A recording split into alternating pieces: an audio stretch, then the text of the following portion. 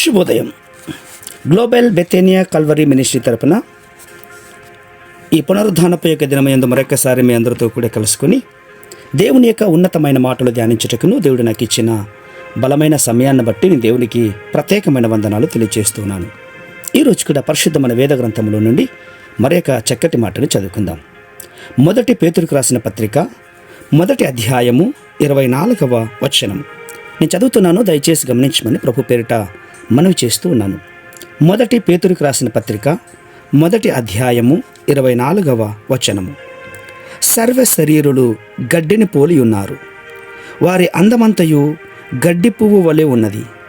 గడ్డి ఎండినను దాని పువ్వును రాలును, అయితే ప్రభు వాక్యము ఎల్లప్పుడూ నిలుచును. మీకు ప్రకటింపబడిన సువార్త ఈ వాక్యమే. దేవునికి మహిమ కలుగునుగాక. ప్రియులారా, చాలా జాగ్రత్తగా వినండి. యవ్వన ప్రాయంలో రక్షింపబడినటువంటి యువతి యువకులు ఈరోజు తీవ్రమైనటువంటి శోధనలో కొట్టుమిట్టలాడుతూ ఉన్నారు. ఒకవైపు వారి చుట్టూ ఆవరించినటువంటి పాప ప్రపంచం కోటి గొంతులెత్తి శరీరము అందమైనటువంటిది, ప్రాముఖ్యమైనటువంటిది, అనుభవించండి అని బలవంతం చేస్తూ ఉంటే, మరోవైపు తలంపు వల్ల తాము దేవుని సన్నిధికి దూరం అవుతున్నటువంటి తీవ్రమైన ఆందోళన. ప్రియులారా, ఇదే కదా నీ సమస్య.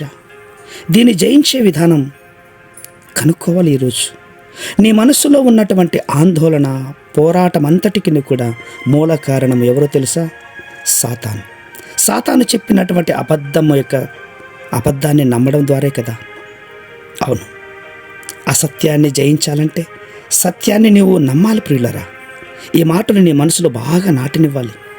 శరీరము కేవలము నిష్ప్రయోజనమైనటువంటిదే కదా.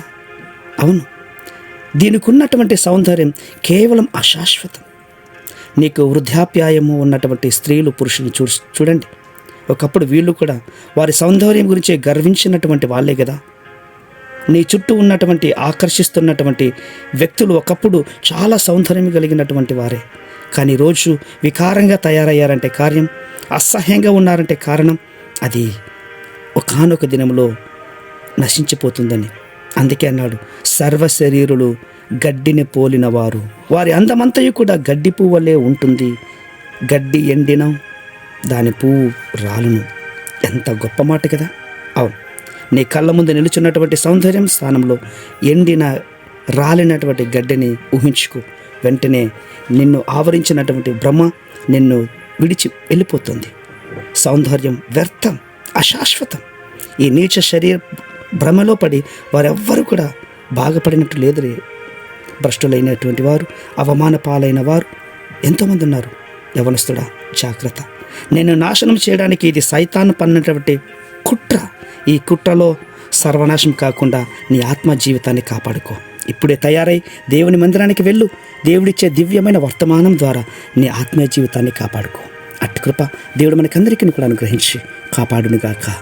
ఆమేన్, ఆమేన్, ఆమేన్.